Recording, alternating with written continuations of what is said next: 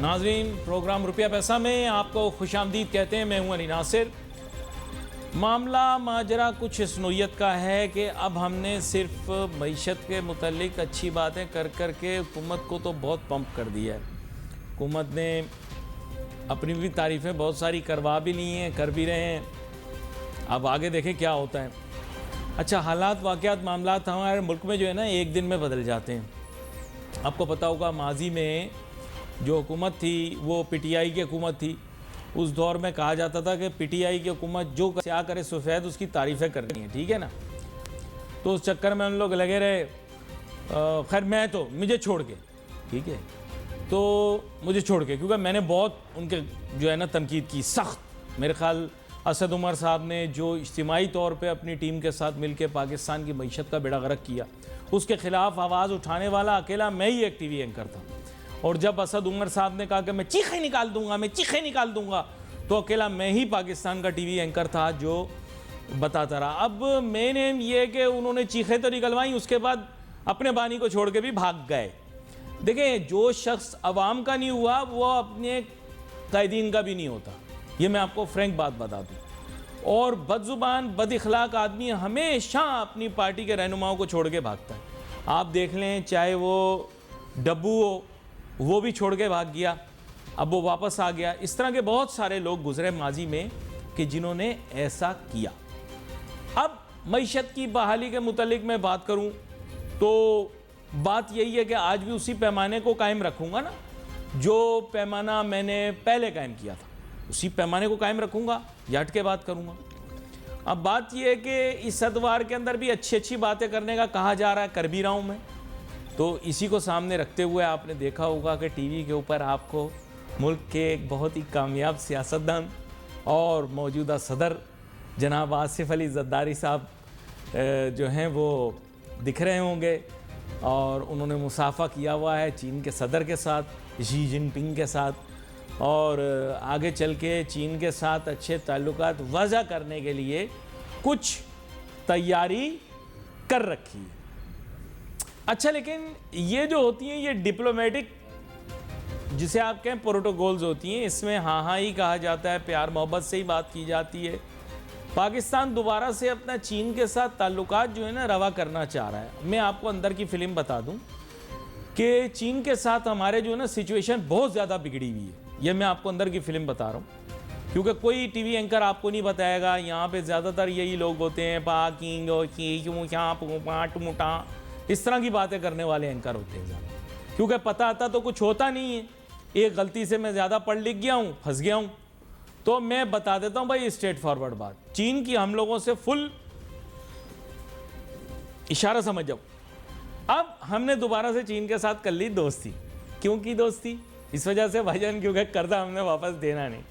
ہم نے چائنیز کو بولا ہے کہ بھائی جان پلیز یہ جو قرضہ آپ نے میں دیا ہے پلیز اس کو آگے بڑھا دیں۔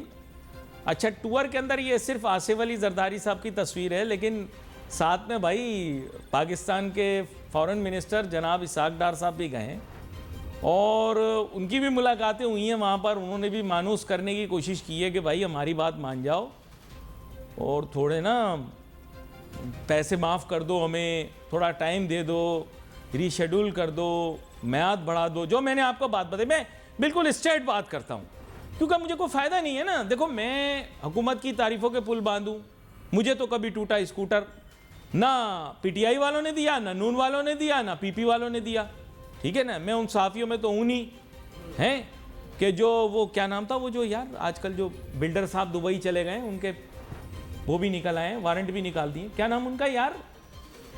ہاں، بولنا نہیں ہے، نام بولنا نہیں ہے، خالی سننا ہے، ہاں سمجھا کرو، بتانا نہیں ہے پبلک کو کہ کون ہے۔ تو آپ کو یاد ہوگا ایک اینکر ان کا انٹرویو لے رہے تھے، وہ کھلم کھلا ان سے مانگ بھی رہے ہیں، میرے پاس تو گھر بھی میرے پاس ہے، اللہ کا دیا سب کچھ ہے، مجھے ان سیاستدانوں سے مانگنے کی کوئی ضرورت نہیں ہے۔ ہاں سیدھی بات ہے یار، تو میں کلیئر کٹ بات کروں گا نا۔ اب بات رہی، اب آیا اس کا ایک اور پیر آیا، وہ ایس آئی ایف سی۔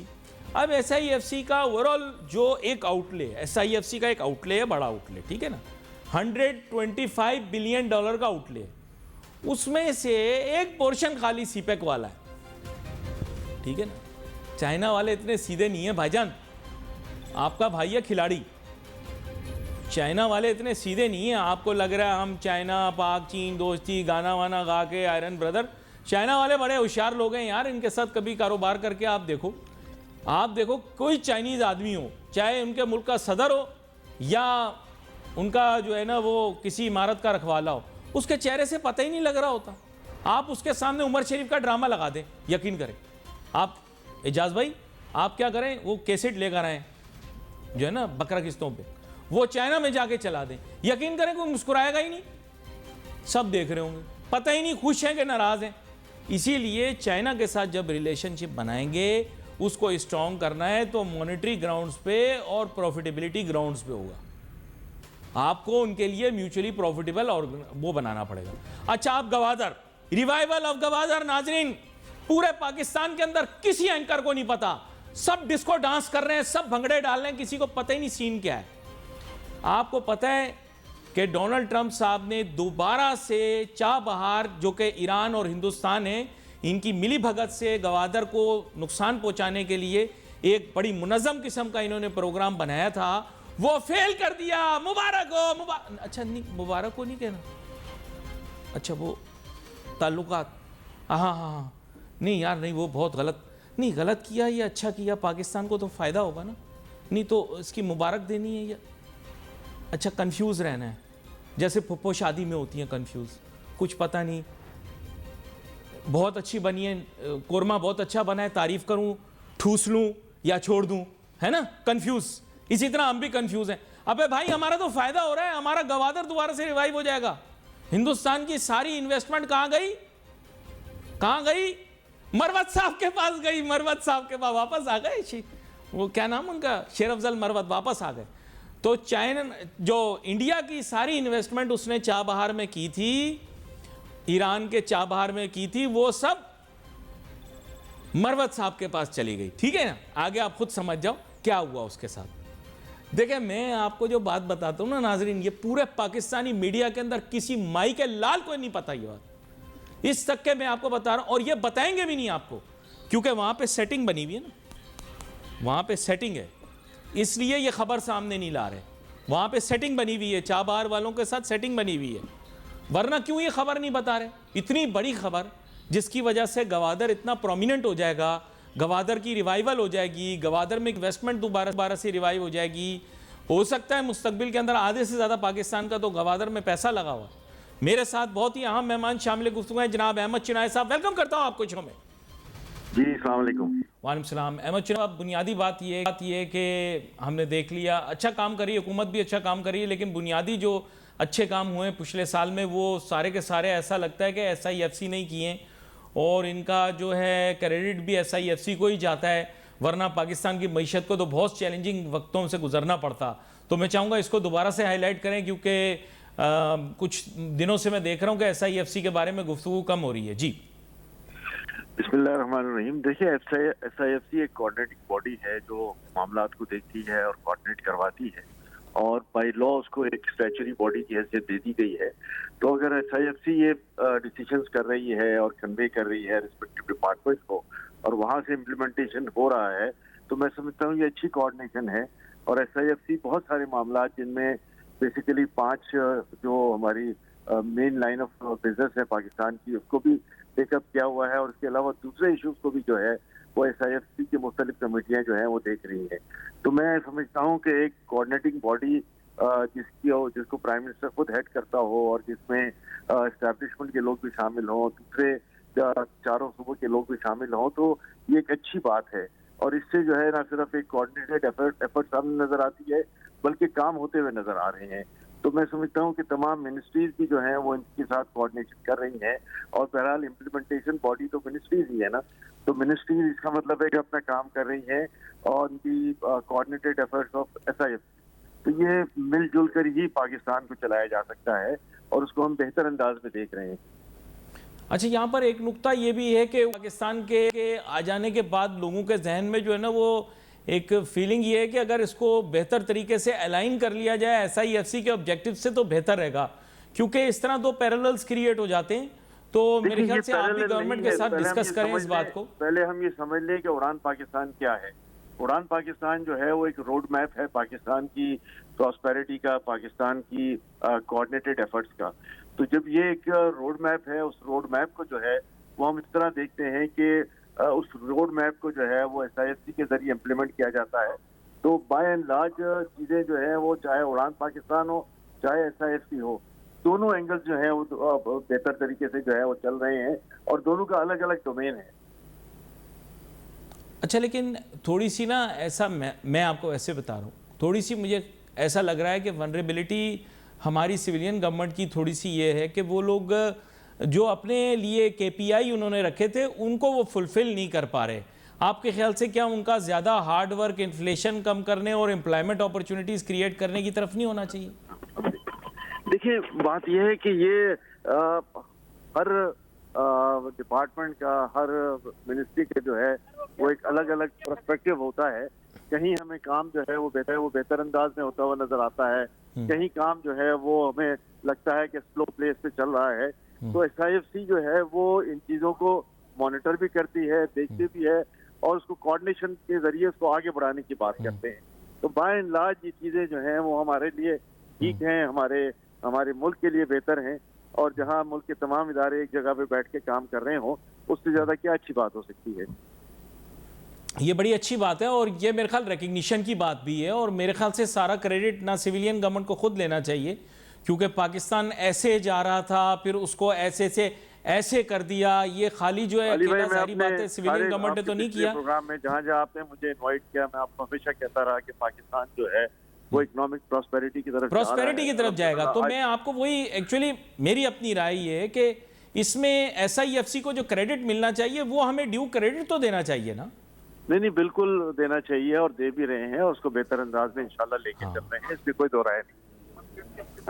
یہ میں نے صرف اس چیز کو ہائی لائٹ کیا کیونکہ کئی دنوں سے میں یہ دیکھ رہا تھا کہ ایسا محسوس ہو رہا ہے کہ لائم لائٹ وہاں سے لی جا رہی ہے اور اس سے پبلک کے اندر بڑے دیکھیں تحفظات پیدا ہو جاتے ہیں. میں نہیں سمجھتا، میں سمجھتا ہوں کہ یہ کچھ لوگوں کا پرسپیکٹو ضرور ہو سکتا ہے، بٹ بائی اینڈ لارج ہم سب جو ہے وہ SIFC کی کاوشوں کے مشہور ہیں اور سمجھتے ہیں کہ پاکستان کی بقا اور پاکستان کی بہتری کے لیے کام کر رہے ہیں. جی اچھا، یہاں پر ایک اور نقطہ بھی تھا اور میں نے اس کے متعلق آپ کا بھی ایک بیان دیکھا، تاہم وہ اس سے جڑا نہیں ہے لیکن تھوڑا سا مختلف ہے.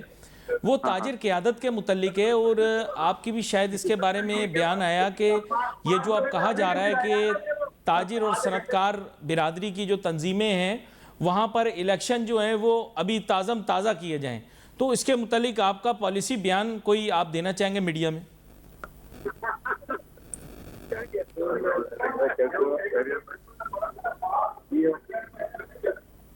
جی احمد چنائے صاحب، میرے خیال بیچ میں بات ان سے ڈسکنٹینیو ہو گئی. دیکھیں میں تو ہمیشہ بلیو کرتا ہوں کہ one should give talent and appreciation where it is due. ابھی سچویشن ایسی ہے کہ ہمیں یہ ہائی لائٹ کرنا ہے کہ اکانومی جو ہے وہ ریکوری کی طرف جا رہی ہے، لیکن we can not draw too many parallels. I see election campaigning going on while there is no election in place. Why?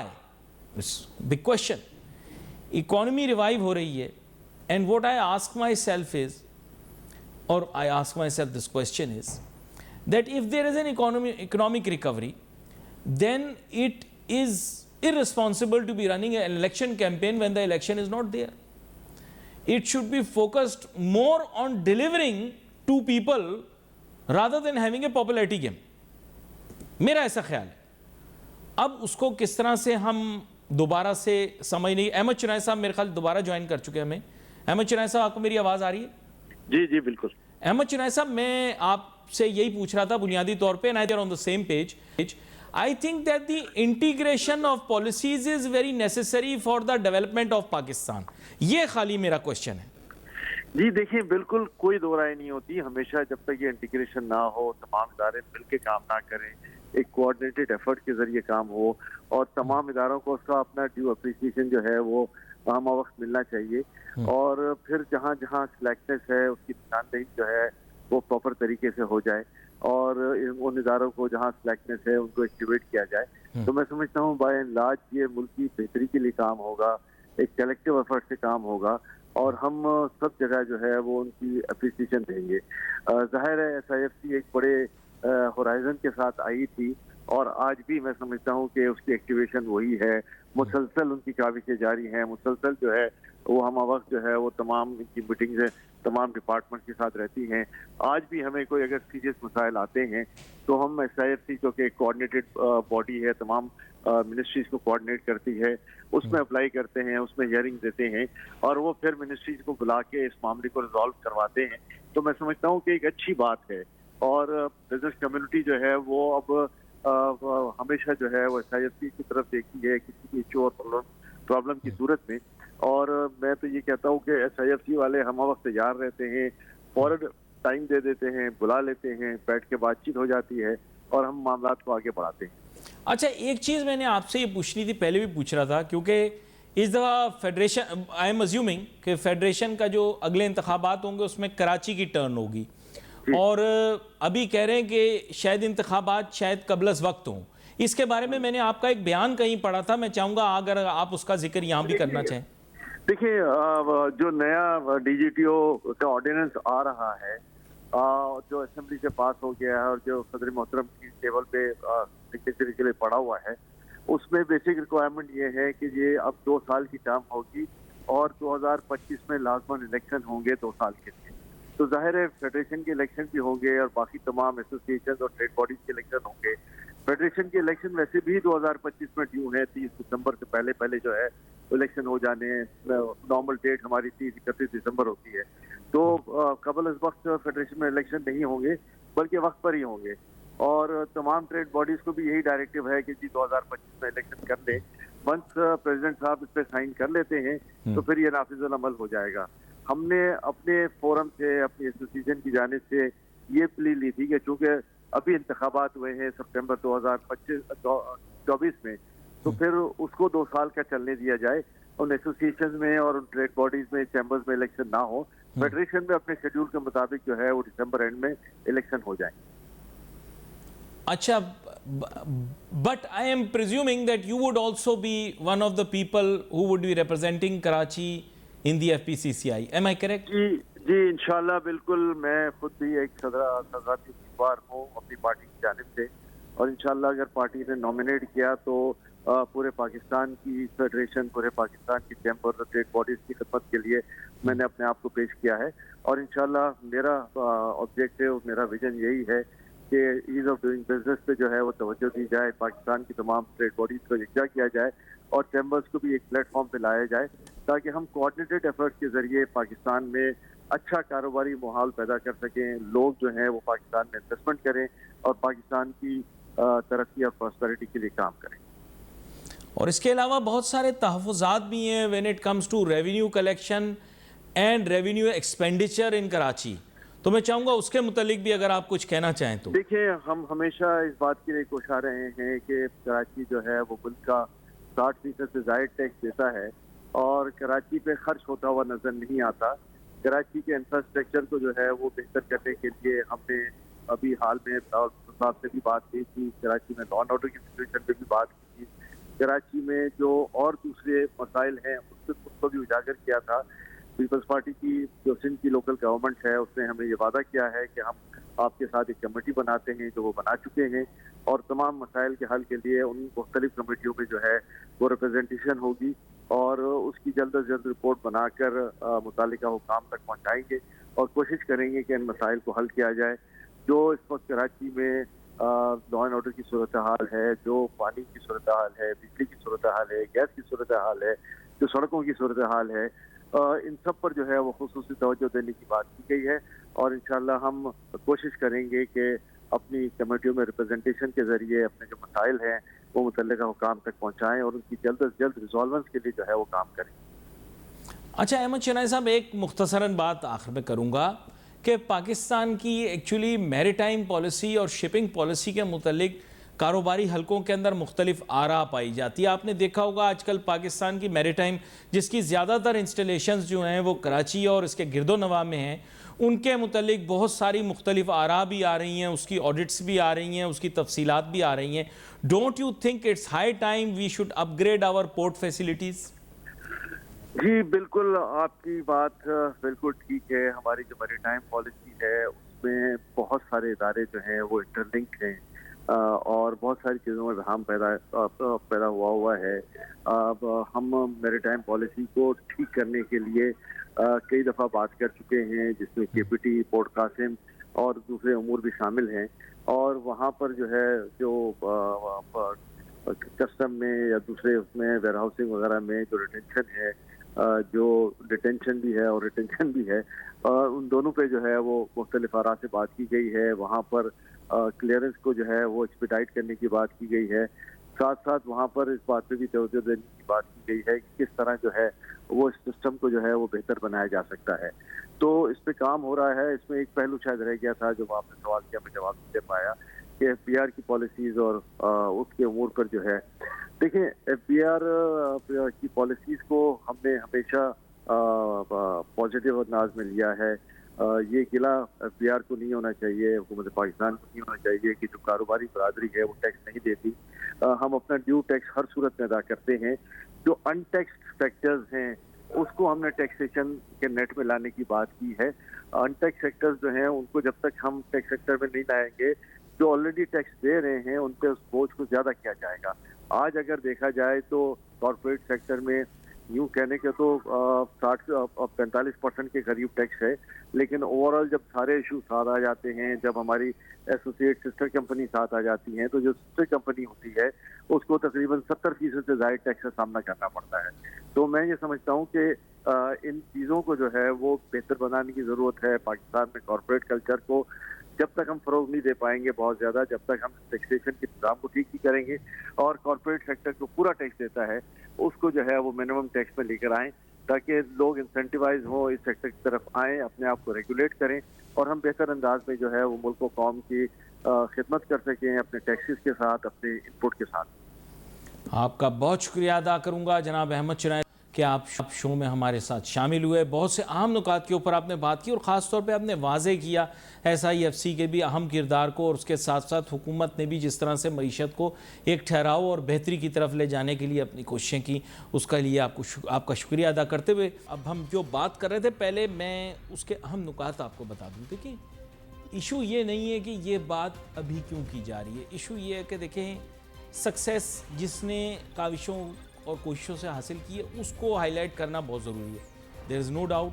SIFC has played a very good role in reviving Pakistan's economy at where it stands. Obviously, the investment targets यानी सरमायाकारी के जो अपने लिए रखे हैं हमने targets रखे हैं उनको अचीव करने में थोड़ा सा टाइम लगेगा, क्योंकि मशरिक़ वस्ता के मामलात आपको पता है ख़राब हो गए। अगर वो ना हुए होते तो इस वक्त SIFC ने जो इन्वेस्टमेंट के टारगेट्स दिए थे हम उसको काफ़ी हद तक अचीव कर चुके होते। बहुत सारे लोगों का ऐसा मानना है। इसके साथ साथ अहम नुक्ता ये भी है कि ये टाइम ये नहीं है कि हम प्रोजेक्शंस में लग जाएं, बल्कि ये टाइम इसमें है कि जो सक्सेस हमने अचीव किया है हम उसको बिल्डिंग ब्लॉक बनाकर आगे चलने की कोशिश करें। इस वक्त इस चीज़ पर मेरे ख्याल फोकस ज़्यादा होना चाहिए।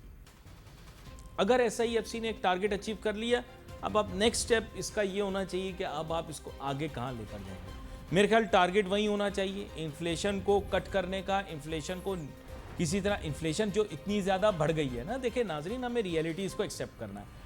तारीफ़ें हम कर सकते हैं, आपने जनाब कमाल कर दिया, आपने ये कर दिया, लेकिन हमें इन्फ्लेशन की कर्टेलमेंट के लिए बहुत कोशिश करनी पड़ेगी। अच्छा, इन्फ्लेशन को अब कितने साल तक रोक के रखना पड़ेगा वो तो पॉसिबल नहीं है, तो इसका मतलब वेजेस बढ़ानी पड़ेंगी। अब वेजेस बढ़ाने के लिए इकॉनमी को एक बहुत बड़ी इनपुट चाहिए होगी, बहुत बड़ी इन्वेस्टमेंट चाहिए होगी, वो अब जल्द से जल्द उस पर फोकस करना पड़ेगा। यहाँ पर नाजरीन मैं चाहता तो ये था कि और एरियाज़ को भी एक्सप्लोर करता, जैसे मुल्क में सेविंग्स कैसे बेहतर की जाए वगैरह वगैरह, लेकिन ये आगे आने वाले दिनों के अंदर हम ज़रूर डिस्कस करेंगे। We wait for messages on Facebook. Ali Nasir हमारी टीम को जाती है। अल्लाह हाफ़िज़।